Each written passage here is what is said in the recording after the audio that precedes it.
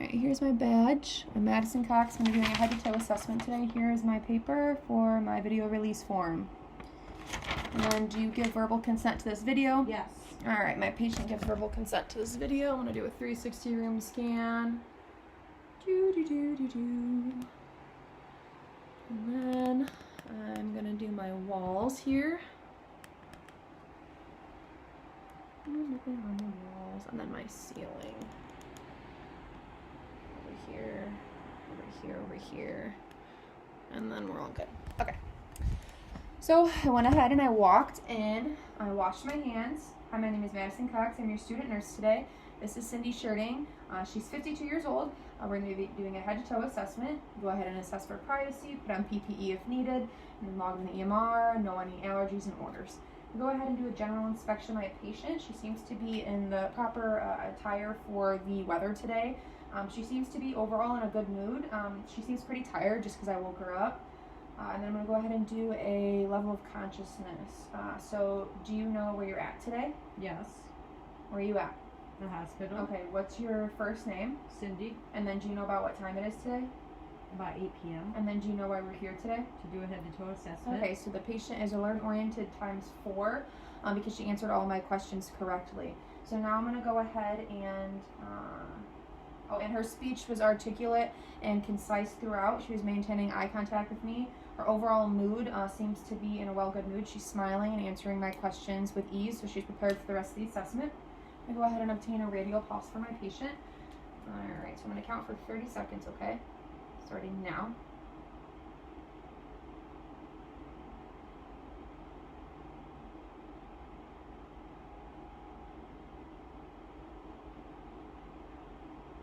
I want it to shut off.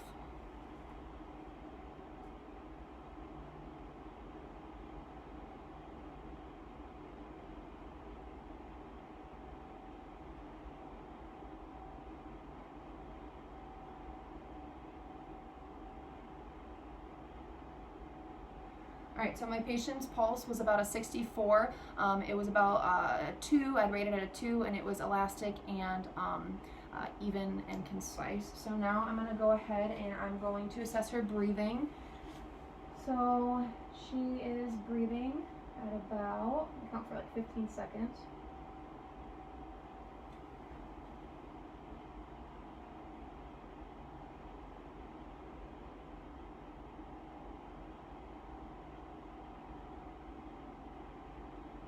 So my patient has a respiratory rate of 14, which falls in the normal range of 12 to 20 breaths per minute, and my patient's pulse, I forgot to mention that it falls in the normal range of 60 to 100 beats per minute, being 64 beats per minute. So my patient is not using any accessory muscles. There's no labored breathing, and with each breath, it's about a 1 to 2 inch fall in her chest.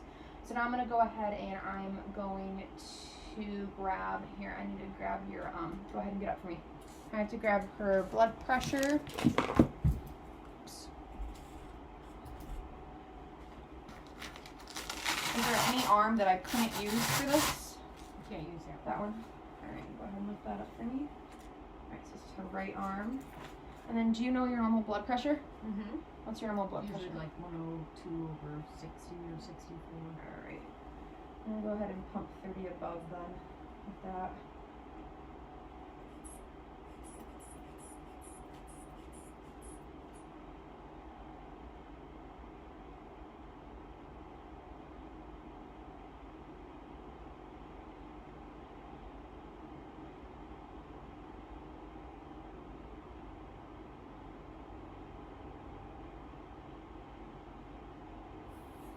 Alright, so my patient's blood pressure was 98 over 64, and that falls within the normal range.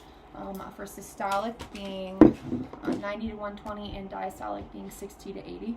So she falls in with normal range. So I'm going to go ahead and assess your arms. Alright, so my patient's arms have equal color throughout. There doesn't seem to be any lesions. The skin is intact. Any pain or tenderness up here. Mm-hmm. So she did have surgery on this arm, so that would be normal. There's pain or tenderness, but I don't know any edema, any pain or tenderness on this arm. Mm-mm. And I don't know any edema here. The range of motion is good except for in this arm. I'm going to go ahead and use the Dorsax next to my hand to check for my patient's temperature. So it does go warm and then get colder down in the hands, which is normal. So now I'm going to go ahead and assess for cranial nerves 3, 4, and 6. So go ahead and look at the tip of my pen light for me, Cindy, and then just follow with just your eyes, okay? And then I'm just noting for consistency and some symmetry within the eye movements, and they do move symmetrical, and there's no signs of nystagmus. So now I'm going to go ahead and measure her for Perla. I'm going to go ahead and measure her pupil size. So it's about a 6 millimeters here on the left eye and 6 millimeters here on the right eye. So now I'm going to go ahead and assess for Perla. If I keep touching the computer, it's because I don't want it to shut down. Alright, I'm going to go ahead and assess for direct light. So go ahead and just look straight ahead, okay? I'm going to shine this light in your eye. Alright, so I'm noting pupil constriction here on the left eye. And then I do note pupil constriction here on the right eye. And I'm going to do indirect light accommodation. So I'm going to go ahead and I'm going to shine it in her eye here and looking for the opposite eye for it to constrict.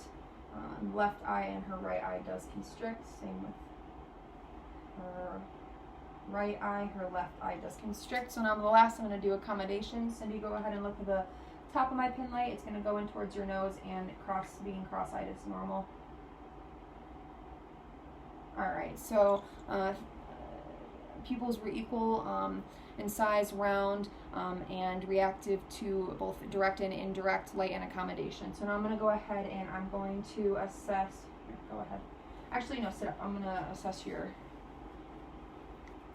oh my gosh, your face. So just looking here at rest, her features are symmetrical, her eyes are symmetrical with the rest of her face, her nose is midline, and then when I go ahead and do the edges here, they come in, they're midline too. And then at rest, go ahead and raise your eyebrows for me. And then with movement, her eyebrows move in symmetrical. So now I'm going to go ahead and I am going to assess my patient's breath sounds. So go ahead and take your shirt off for me so that I can go ahead and assess here. With each movement, I need a deep breath from you, okay? I'm going to start above the clavicle. A deep breath. Deep breath. Deep breath. Deep breath. Deep breath. Deep breath. Deep breath. Deep breath.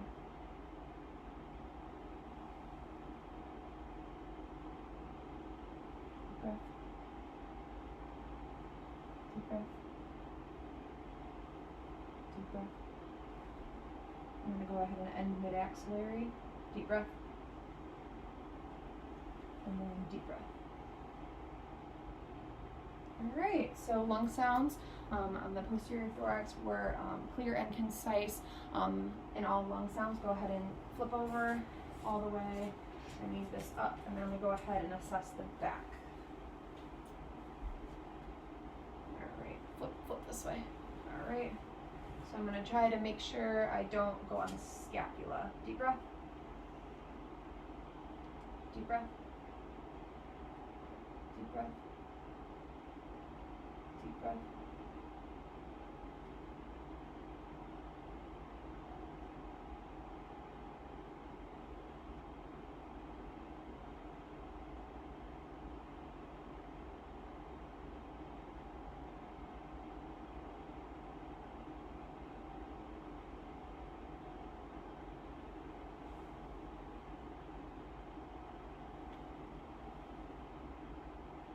Alright, thank you so much. Alright, so all lung sounds were clear and concise, both on the front portion and the back portion of her. Thank you so much. So now I'm going to go ahead and listen to heart sounds. But first, I know she wasn't using any other oxygen sources. She was breathing room air, and she wasn't doing any labored breathing. She was using her diaphragm, and she wasn't using any accessory muscles when she was breathing. So I'm going to go ahead and do the heart. Alright, Cindy, I'm going to go ahead and ask you to remove that again. I'm just going to listen to your heart sounds, okay? And no deep breaths with this really much. So I'm going to go ahead and do the pulmonic area, which is going to be in the center, or second intercostal space, right sternal border. All right, and then pulmonic, which is going to be left sternal border, second intercostal space. All right, and then Erb's point is going to be third intercostal space, left sternal border. All right, and then tricuspid is going to be fourth intercostal space, left sternal border. All right, and then mitral here is going to be down mid-clavicular line, mitral area. All right. So when I went ahead and listened to Cindy's heart sounds, I did note S1 being in the pulmonic and aortic region, which is where you would normally hear them. I did also note that, I'm being crazy. I heard S2 in pulmonic and aortic region, and I did hear S1 in the apex of the heart, which would be the mitral area. I didn't know any like murmurs or anything, which would be most noted in Erb's point. And then it wasn't distal. Her heart sounds were very clear and easily heard. All right, so now I'm gonna go ahead. Oops. And since I did already get a pulse rate before, I'm not gonna do that again. Although I might do that. I'm just gonna do that since I already assessed your lung sounds. I'm just gonna listen and get a heart rate here. I'm gonna count for 30 seconds for this one.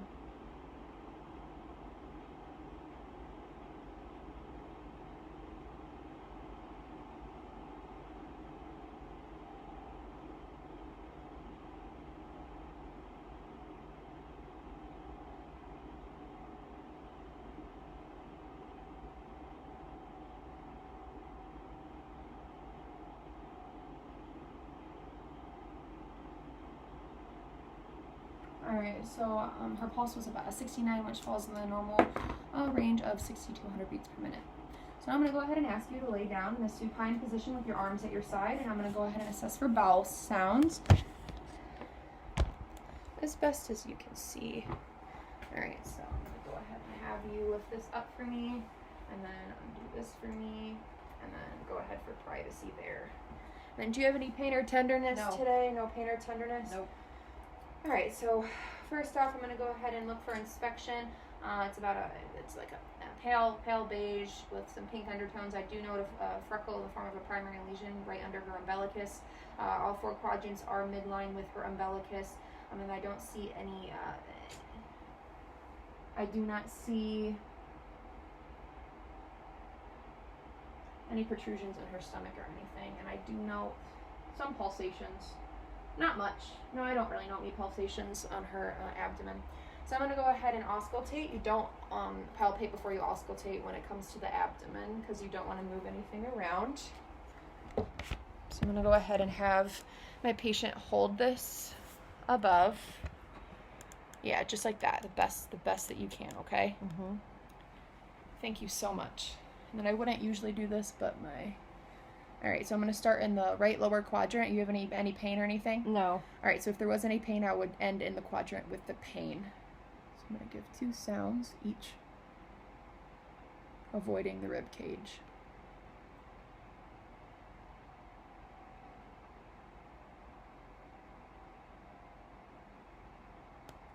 Oh, I heard that. I heard that too.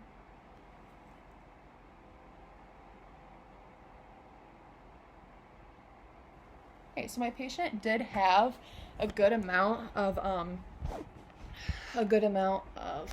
sounds coming from her abdomen. She had about 7, and 5 is pretty active bowel sounds. So now I'm going to go ahead and I'm going to palpate for any pain or tenderness and note for any grimacing in the face. So go ahead and tell me in a circular motion. I'm using 2 fingers. No pain or tenderness here. Nope. Nope. No pain or tenderness. No. No pain or tenderness. No. No pain or tenderness. No. And she doesn't seem to have any grimacing on her face. So go ahead and you're all good here. I'm going to go ahead and look at the lower extremities of my patient. And like I said, she did have active bowel sounds. All All right, so just looking at my patient overall, there seems to be skin being intact, symmetrical, even, both feet. I do note a primary lesion on her left leg in the form of a freckle here, and then some vascular lesions on her legs in the form of spider veins. You can see that the best that you can. So now I'm going to go ahead, I'm going to palpate for edema. Let me know if there's any pain or tenderness, okay? No pain or tenderness? Nope. There's no edema, just pressing down with my thumbs. Alright, no edema noted on the left extremity, lower extremity here. And then no pain or tenderness? Nope. And then no edema noted on the right lower extremity. And then I'm going to go ahead and temperature, and it does get colder starting at about the knee, down the left leg, and then on the right leg it is warmer up in the thigh area, and it does get colder down at the bottom, which is normal. Now I'm going to go ahead and assess for dorsiflexions. Go ahead and push down. I'm going to push up, okay? So it's equal in both feet with strength. I'm going to go ahead and do plantar flexions. Go ahead and point your toes up to your nose. I'm going to push down, okay? So let's go ahead, keep pushing.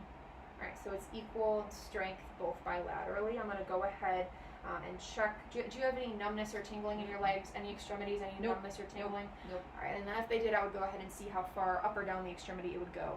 Go ahead and assess for my posterior tibial pulse, which is going to be in the inner part of this foot. I'm going to assess both of them here.